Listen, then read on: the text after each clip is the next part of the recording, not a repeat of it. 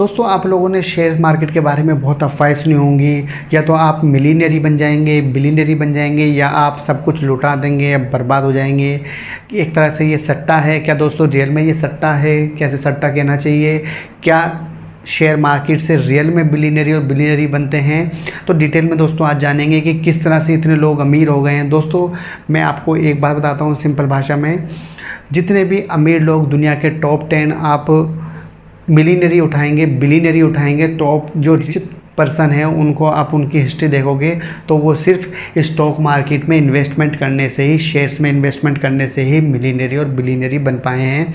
दोस्तों तो कैसे वर्क करता है? क्या ये रूमर जो अफवाह होती है मार्केट में फैली है कि इसमें से इन नुकसान भी हो सकता है, हमारा सब कुछ लूट जाएगा, क्या ऐसा पॉसिबल है दोस्तों? और कैसे इसमें इन्वेस्टमेंट किया जाता है और किस तरह से इससे कमाई आती है, किस तरह से आपकी वेल्थ, आपकी संपत्ति, आपका पैसा किस तरह से बढ़ता है इन्वेस्टमेंट करने से, डिटेल में जानेंगे सिंपल भाषा में। चलिए शुरू करते हैं।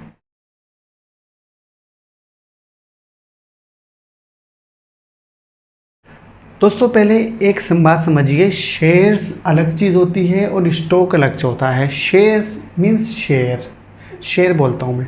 शेयर क्या होता है? किसी एक कंपनी, जैसे दोस्तों फॉर एग्जांपल आप सभी चाहते हैं कोई ना कोई मैं बिज़नेस स्टार्ट करूं। हर कोई इंसान कुछ ना कुछ एक्टिविटी ज़रूर करता है जिससे वो कुछ ना कुछ अर्न करता है, कमाता है, जिससे वो अपना और अपनी फैमिली का पेट भरता है। कमाने के आपके पास दो रास्ते हैं, या तो कोई अपना बिज़नेस करो, ओन बिज़नेस, या किसी के यहाँ नौकरी करो। दोस्तों नौकरी से आप लोग समझते हैं कि नौकरी से मैं मिलीनियरी और बिलीनियरी नहीं बन सकता, इसलिए लोग अपना बिज़नेस करना पसंद करते हैं। तो दोस्तों आपने एक बिज़नेस शुरू करा, अगर आपने बिज़नेस शुरू करा तो आप कितना पैसा लगा सकते हैं? हो सकता है 2 लाख, 5 लाख, 10 लाख, 20 लाख, कोई ज़्यादा मेरे 1 करोड़ रुपए लगा सकता है। क्या वो इतना बड़ा बिज़नेस शुरू कर सकता है जैसे रिलायंस, टाटा, बजाज, हीरो?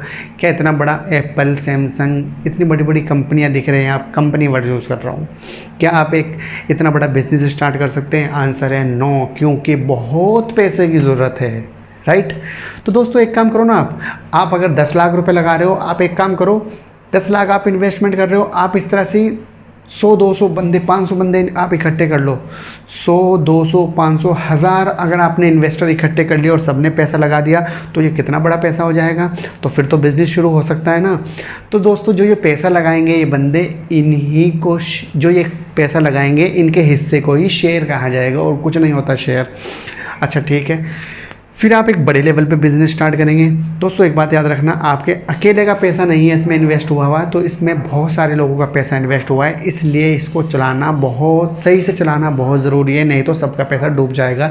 इसलिए सरकार बीच में आ जाती है। सरकार ने बहुत सारे नियम कानून बनाए हैं, लॉ पास करे हैं, बहुत सारी गवर्नमेंट बॉडीज़ हैं, ऑटोनोमस बॉडीज़ हैं जो इस पर ध्यान रखते हैं कि आप कोई गलत काम ना करें जिससे कि सबको नुकसान हो जाए, आपकी कंपनी ख़त्म बर्बाद हो जाए और सबको लॉस हो जाए। दोस्तों कंपनी इसी को बोलते हैं जिसमें बहुत सारे लोग आगे इकट्ठा होकर पैसा इन्वेस्ट करते हैं, जिससे वो बिज़नेस स्टार्ट होता है, चल पाता है अच्छे से, तो उसको हम कंपनी बोलते हैं। ठीक है, समझ आ गया आपको?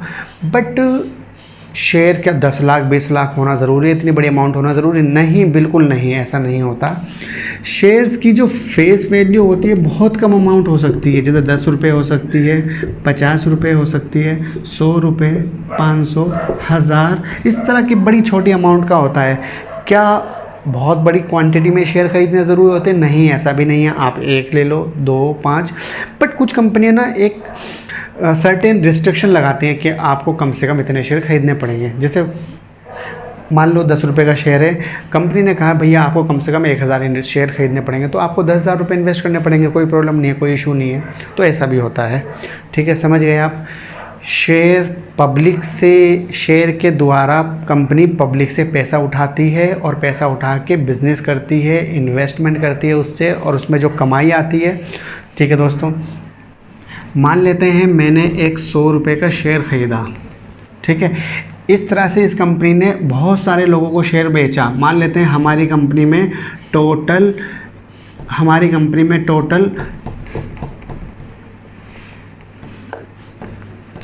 दोस्तों दोबारा समझिए एग्जांपल, मान लेते हैं हम लोग एक कंपनी स्टार्ट कर रहे हैं, उस कंपनी में 100 करोड़ की हमें ज़रूरत है पैसे की। 100 करोड़ को हमने 100 रुपीज़ से डिवाइड कर दिया, टोटल मिला के कितना हो गया 1 करोड़। 1 करोड़ को अब क्या बोलेंगे, इसको यूनिट्स बोलेंगे, यूनिट्स। और ये यूनिट से क्या कहलाएगी, शेयर कहलाएगी। मैंने 100 रुपये इन्वेस्ट करके एक शेयर ले लिया, फॉर एग्जांपल समझिए, मैंने 100 रुपये इन्वेस्ट करके एक शेयर इससे ले लिया। अब 1 साल के बाद कंपनी शुरू हो गई, बिज़नेस शुरू हो गया। 1 साल के बाद जब 31 मार्च आएगा तो कंपनी ये देखेगी हमें प्रॉफिट कितना हुआ है। मान लेते हैं हमारी इस कंपनी को प्रॉफिट हुआ है 25%। 100 करोड़ की इन्वेस्टमेंट थी, 25% मतलब 25 करोड़ का प्रॉफिट हुआ है। तो कंपनी इस प्रॉफिट का, हम तो मालिक है ना, मैंने पैसा इन्वेस्ट करा, मैं मालिक हूँ कंपनी का। इस तरह जितने भी मालिक हैं सब में कंपनी इस पैसे को बांट देगी। जब इस पैसे को बांटते हैं तो उसका नाम होता है डिविडेंड। याद रखना, कंपनी जब प्रॉफिट को मालिकों में बांटती है तो उसको डिविडेंड कहा जाता है। मुझे 25 रुपये का डिविडेंड मिला, 100 रुपये मैंने इन्वेस्ट किए थे, आपने 200 इन्वेस्ट किए हैं तो आपको 50 रुपये मिलेगा, एक शेयर पे 25 रुपये। तो इस तरह से कंपनी से आपकी कमाई आएगी, 1 साल के बाद मिलेगा, याद रखना। ठीक है दोस्तों, अब एक चीज़ समझिए, क्या इतना ही मिलेगा, केवल डिविडेंड से ही कमाई होगी? क्या कोई और कमाई भी हो सकती है? हाँ, अलग से कमाई भी होती है शेयर से। दोस्तों कैसे, ज़रा समझिए। हमारी कंपनी ने 25 रुपये का डिविडेंड दिया। कितना डिविडेंड दिया? 25 रुपये का। आपने भी एक कंपनी का शेयर ख़रीदा है, आपने जिस कंपनी का शेयर ख़रीदा है उस कंपनी को इतना प्रॉफिट नहीं हुआ, उसको प्रॉफिट हुआ था केवल 10%, तो उसने 10 रुपये का डिविडेंड दिया। एक कंपनी और है, आपके पड़ोसी ने उसमें इन्वेस्ट किया है, उसने 15 रुपये का डिविडेंड दिया उस कंपनी ने। मगर याद रखना, इंसान क्या एक नेचर होता है कि वो ज़्यादा कमाई करना चाहता है। तो आप 100 रुपये इन्वेस्ट करके 10 रुपये कमा रहे हैं, मैं 100 रुपये इन्वेस्टमेंट करके 25 कमा रहा हूँ, तो आप चाहेंगे ना यार इस कंपनी को छोड़ो, इसमें आ जाओ। मतलब ये कंपनी जो है ना वो बेटर है यार, ये ज़्यादा कमाई दे रही है, अगले साल भी ज़्यादा कमाई देगी।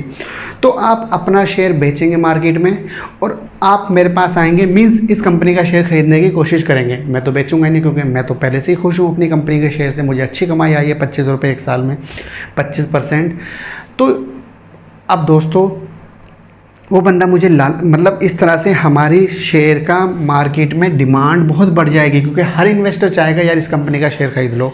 तो डिमांड बढ़ने से आपको पता है प्राइस बढ़ जाएंगे।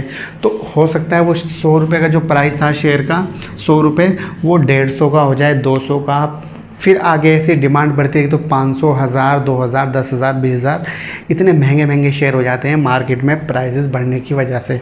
ठीक है, शेयर का, हमारे शेयर का प्राइस हो गया 150 रुपये, महंगा हो गया क्योंकि डिमांड बहुत ज़्यादा है, मैंने बेच दिया।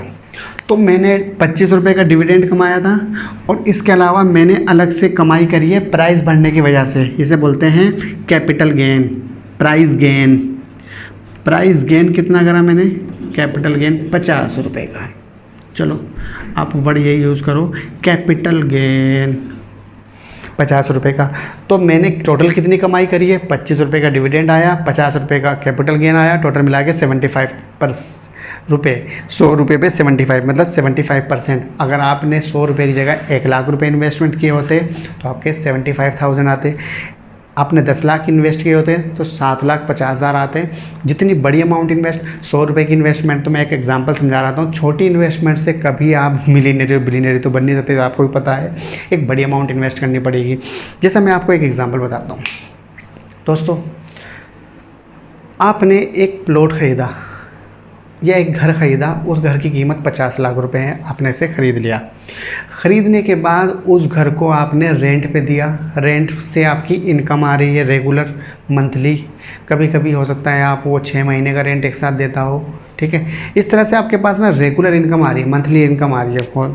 तो जो रेगुलर इनकम है, ऐसे ही शेयर्स पे भी रेगुलर इनकम आती है, उस रेगुलर इनकम का नाम है डिविडेंड।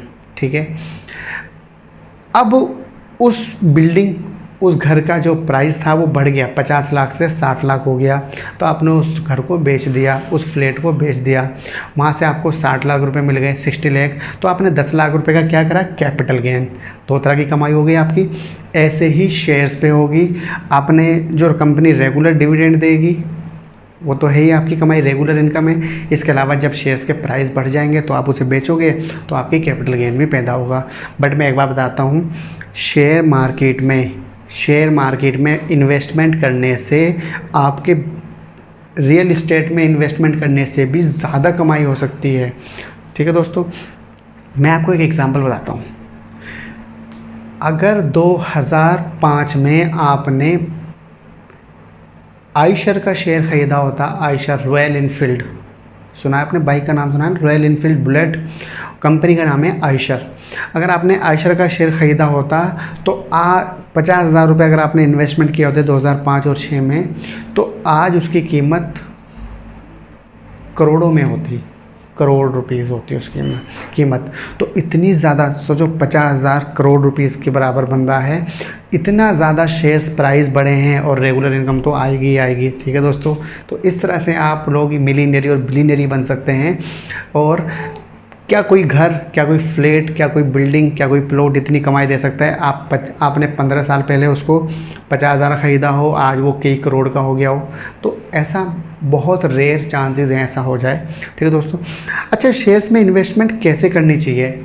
स्टॉक और शेयर्स में क्या डिफरेंस है? दोस्तों, मेरे पास मान लेते हैं मेरे पास 10 लाख रुपए हैं, मैंने 10 लाख रुपए सारे एक ही कंपनी के शेयर्स खरीद लिए तो उसको शेयर्स बोलेंगे। मगर मैंने थोड़े थोड़े अलग अलग कंपनी के शेयर खरीद के इकट्ठे कर लिए तो उसको स्टॉक बोलेंगे। ठीक है दोस्तों, शेयर्स का ग्रुप बना लिया तो यही होना चाहिए। आपके पास अगर 10 लाख रुपए हैं तो आप ना 10 अच्छी कंपनी सेलेक्ट कीजिए जिसमें आपको लग रहा है कि ये ज़्यादा अच्छा ग्रोथ करेंगी, इनके शेयर्स के प्राइस अच्छे से बढ़ेंगे। तो आप 10 कंपनी में, हर कंपनी में 1-1 लाख रुपए इन्वेस्ट कर दीजिए तो आपके 10 लाख रुपए इन्वेस्ट हो जाएंगे। इसको हम पोर्टफोलियो भी बोलते हैं। तो हो सकता है एक कंपनी में लॉस हो जाए तो एक कंपनी डिविडेंड ना दे, हो सकता है, या फिर वो डिविडेंड कम दे, 10 रुपये दे, ऐसा भी हो सकता है। तो दूसरी कंपनी ज़्यादा डिविडेंड देगी। हो सकता है एक कंपनी का भाव, प्राइस, शेयर का प्राइस डाउन हो जाए, बाकी 9 कंपनी का तो प्राइस बढ़ेगा ही बढ़ेगा, तो आपको फ़ायदा ही होगा, नुकसान नहीं होने वाला। इस तरह से जो ये इन्वेस्टर होते हैं, जो ये बिजनेसमैन होते हैं, जो ये मिलीनियरी बिलीनियरी होते हैं, इनका दिमाग फाइनेंस में चलता है और इस तरह से ये पैसा अर्न करते हैं, कमाते हैं। दोस्तों, अब बात करते हैं, जैसे मैंने बताया था कि लोगों में अफवाहें होती हैं, बहुत ज़्यादा रूमर्स होती हैं। वो सोचते हैं कि यार शेयर मार्केट में इन्वेस्टमेंट किया तो सारा पैसा लूट जाएगा, बर्बाद हो जाएगा। कैसा पॉसिबल है? आंसर है नो। दोस्तों, शेयर मार्केट में इन्वेस्टमेंट करने का रिस्क, शेयर मार्केट में इन्वेस्टमेंट करने का रिस्क तो है, बट उस रिस्क को आप कम कर सकते हैं। कैसे कम करेंगे ज़रा समझिए। आपने एक बिज़नेस शुरू करा, वहाँ पे भी रिस्क है। क्यों? हो सकता है बिज़नेस चले या ना चले। तो ऐसे ही सेम एक कंपनी है, आपने एक कंपनी का शेयर ख़रीदा, हो सकता है उस कंपनी का बिज़नेस ना चल पाए, वो कंपनी ख़त्म हो जाए, बर्बाद हो जाए, या सरकार उस पर प्रतिबंध लगा दे। तो कुछ भी केसेस हो सकते हैं। तो इससे क्या होगा कि वो कंपनी को लॉस हो जाएगा। लॉस हो जाएगा तो जाहिर सी बात है आपकी अमाउंट भी डूब सकती है। तो दोस्तों, ये चीज़ तो रिस्क तो हर जगह है, बिज़नेस में भी रिस्क है। बट मैं क्या कहता हूँ कि ऐसा तो रेयर है, ऐसी संभावना तो आप 0.1% मान के चलिए, ऐसा तो होगा ही नहीं। तो हाँ, हो सकता है कि यार लॉकडाउन की वजह से इस साल कंपनी का प्रॉफिट नहीं है, इस साल ऐसा हो सकता है कि लॉकडाउन की वजह से इस साल सेल नहीं है तो प्रॉफिट नहीं है, तो कंपनी इस साल आपको डिविडेंड नहीं देगी तो शेयर्स का प्राइस नहीं बढ़ेगा बहुत अच्छे से। और भी फैक्टर होते हैं शेयर का प्राइस बढ़ने के लिए, दोस्तों किसी और दिन डिस्कस करेंगे इसके ऊपर। तो आप एक काम कीजिए ना, ठीक है, 1 साल वेट कीजिए, इस साल आप उसे ना बेचें। कंपनी हो सकता है अगले साल आपको ज़्यादा अच्छा डिविडेंड दिए, आप होल्ड करो इस शेयर को, बेचो मत, होल्ड करो। जैसे आपके पास मैंने अभी एग्जांपल बताया था, प्लॉट है, आपने 50 लाख का ख़रीदा, क्या मार्केट में अगर प्राइस डाउन होगा 45 लाख होगा, क्या उसे आप बेचेंगे? आंसर है नो। तो वेट करो ना आप, जब तक अच्छा प्राइस नहीं मिलता वेट करो। वेट करने के बाद जब आपका प्राइस अच्छा हो जाएगा, प्राइस अच्छा मिलेगा तो आप उसे बेच देना। दोस्तों, फिर ये लोग अफवाह क्यों फैलाते हैं शेयर मार्केट में रातों रात अमीर हो जाते हैं, रातों रात या फिर गरीब हो जाते हैं, लूट जाते हैं? दोस्तों, वो होते हैं सटोरिये, मीन्स स्पेकुलेटर मीन्स एक बंदा है जो स्पेकुलेटर है, वो क्या करता है, उसे ना डिविडेंड नहीं खाना, उसको क्या खाना है? कैपिटल गेन खाना है। वो देखता है यार आज इसका प्राइस डाउन हो गया है शेयर का, इसमें इन्वेस्ट कर दिया, कल को देखा इसका प्राइस बढ़ गया तो उसको बेच दिया, कमाई कर ली। तो वो जो बंदा होता है उसे स्पेकुलेटर बोलते हैं, इन्वेस्टर नहीं बोलते। इन्वेस्टर उसे बोलते हैं जो इन्वेस्टमेंट करे और डिविडेंड खाने के लिए इन्वेस्टमेंट करे, लॉन्ग टर्म के लिए इन्वेस्टमेंट करे, उसे इन्वेस्टर बोलते हैं। और जो शॉर्ट टर्म में लाभ कमाना चाहता है उसे स्पेकुलेटर बोलते हैं। स्पेकुलेटर को लॉस हो सकता है। स्पेकुलेटर को लगा कि इसका प्राइस कुछ समय बाद बढ़ जाएगा, मैं इस शेयर को ख़रीद लूँ। बहुत सारी न्यूज़ सुनते हैं शेयर मार्केट अप हो रही है, बढ़ती जा रही है, बढ़ती जा रही है। आप लोगों के माइंड में भी क्वेश्चन पैदा हो, यार मैं भी थोड़ा सा इन्वेस्टमेंट कर लूँ फिर और बढ़ेगी, बेच दूंगा। ऐसा बिल्कुल ना करें। ऐसा करने से आपको लॉस हो सकता है, क्योंकि ज़रूर थोड़ा ये बढ़ेगी, हो सकता है ये घटना शुरू हो जाए, डाउन हो जाए। तो फिर आप इन्वेस्टर बनो, आप स्पेकुलेटर ना बनो। आप इन्वेस्टमेंट करो, कोई अच्छी कंपनीज देखो 2-4, उनमें कुछ पैसा आप अपना इन्वेस्ट कर दो और उस इन्वेस्टमेंट को भूल जाओ। लंबे समय तक उसे होल्ड करो। जब अच्छा प्राइस, जब आप, मैंने अभी एग्जाम्पल दिया था आयशर का, लंबे समय के बाद हो सकता है आपकी इन्वेस्टमेंट की वैल्यू कई गुना हो जाए, तब आप उसको सोल्ड कर सकते हो। ठीक है दोस्तों, क्लियर समझ आ गई बात? तो ये बात तो या आप माइंड से निकाल ही दीजिए कि आपको लॉस हो जाएगा, रातों रात आप गरीब और अमीर हो जाएंगे, ऐसा कुछ नहीं होने वाला। क्या शेयर्स में रियल में इन्वेस्टमेंट करना चाहिए? दोस्तों मैं एक एग्जाम्पल से आपको समझाता हूँ। आपने एक फ्लैट ख़रीदा, उस फ्लैट की कीमत है 50 लाख, मैंने अभी एग्जांपल दिया है। आप एक 50 लाख का फ्लैट लेने के बाद उसको कितना किराया आप एक्सपेक्ट करते हैं हर महीने? हो सकता है मैक्सिमम 10,000 मिल जाए, 10,000 रुपये पर मंथ। 12 महीने का हो गया 1,20,000। चलो हो सकता है आप 1.5 लाख रुपये कमा लें हर महीने, एक साल में 1,50,000 कमा लें। ठीक है, 50 लाख आपने इन्वेस्टमेंट करे और आपकी रेगुलर इनकम एक साल की आ रही है 1,50,000, 1.5 लाख। अच्छा ठीक है, अब सुनो, मैंने अभी आपको क्या बताया था कि कोई भी कंपनी, नॉर्मल भी कंपनी होगी, वो भी आपको 10% की कमाई दे देगी। अच्छा, अगर आपने 50 लाख रुपए शेयर्स में, स्टॉक में इन्वेस्टमेंट किए होते, स्टॉक में अगर आपने 50 लाख इन्वेस्ट किए होते, तो आप 10% अगर कमाते तो 10% ज़रा आप निकालो। 10% कितना हो जाएगा? 10% हो जाएगा 50 लाख का 5 लाख। यहाँ कितना मिला आपको? 1.5 लाख, वहाँ मिला 5 लाख। तो बताओ बेनिफिट है या नहीं है? चलो छोड़ो। आपने म्यूचुअल फंड में इन्वेस्ट कर दिया। म्यूचुअल फंड भी आपको 8-10% की कमाई दे देते हैं दोस्तों। इसके अलावा आपने अगर एफडी करा दी, वो भी आपको अच्छी कमाई दे देंगे। एफडी में भी आपको 5-6% तक का 6% मिल जाएगा। तो 50 लाख का 6% अगर आपको मिलता है 3 लाख, वैसे जब भी यहाँ पे भी हो जाएगा आपका। तो आपको ना पास ना बहुत सारे ऑप्शन हैं। इन सबको आपको डिसाइड करना है कहाँ पर पैसा इन्वेस्ट करना चाहिए और कितना पैसा इन्वेस्ट करना चाहिए। अलग अलग थोड़ा पैसा सब जगह इन्वेस्टमेंट कर दो, ये भी बहुत अच्छा ऑप्शन होता है। ठीक है दोस्तों, लोग गोल्ड में भी इन्वेस्ट करते हैं। लोग जो आपकी कमोडिटीज़ होती हैं जैसे कैशू वगैरह हो गए, अब आलमंड हो गए, मतलब काजू, पिस्ता, बादाम, महंगी आइटम्स, इनमें भी इन्वेस्ट करते हैं। लोग करेंसी में भी इन्वेस्ट करते हैं। डॉलर सस्ता हो गया ख़रीद लिया, महंगा हो गया बेच दिया। करेंसी में भी इन्वेस्टमेंट करते हैं। तो इन्वेस्टमेंट के बहुत सारे ऑप्शंस हैं। तो आपको ये समझना है कहाँ इन्वेस्ट करना है पैसा और किस तरह से पैसों को आपको डबल, ट्रिपल, चौपल बनाना, अपने पैसों को किस तरह से बढ़ाना है। ठीक है दोस्तों, उम्मीद करता हूँ आपको ये वीडियो पसंद आई होगी। आपके कोई डाउट होंगे तो मैंने उनको क्लियर करने की कोशिश करी है। अगर फिर भी कोई डाउट है तो आप अपने कमेंट की ज़रूर कीजिए, हम उसका आंसर देने की कोशिश करेंगे। दोस्तों इस वीडियो को ज़्यादा से ज़्यादा शेयर कीजिए, सभी लोगों में शेयर कीजिए, क्योंकि ये तो जनरल नॉलेज है, सबको इसकी नॉलेज होनी चाहिए। और जल्दी मुलाकात होगी एक नई वीडियो के साथ। Bye bye.